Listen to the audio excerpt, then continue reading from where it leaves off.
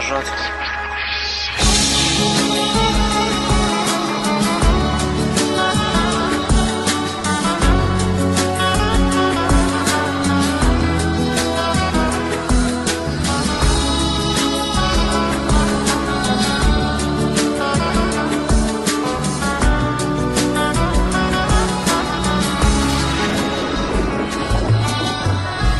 قسمت نشد ببینم خدا نگهداری کنم، فرصت نشد بمونم و از تو نگهداری کنم. گفتم اگه ببینم دل کندنم سخته برام، اگه یه وقت بگینه رو رفتن پر از درد برام. گفتم صدا تو نشنوم، ندیدم از پیشتم، پشت سرم زاری نکن، چی کار کنم مسافرم. من میرم ولی باز تو بدون، همیشه یاد تو از خاطر من فراموش نمیشه. گل من خوب میدونی بی تو تک و تنهام عزیزم، اگه تو نباشی میمیرم.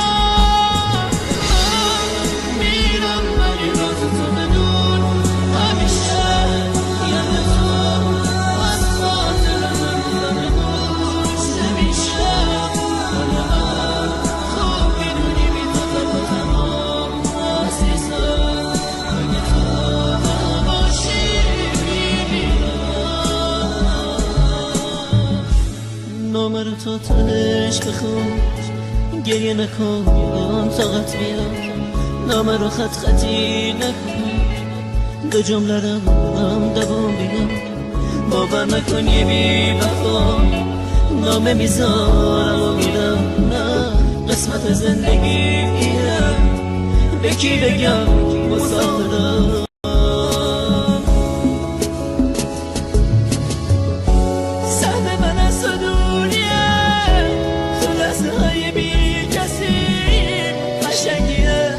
قسمت ماست که ما به هم نمیرسیم. من میرم ولی باز تو بدون، همیشه یاد تو از خاطر من فراموش نمیشه. گل من خوب میدونی بی تو تک و تنهام عزیزم، اگه تو نباشی میمیرم.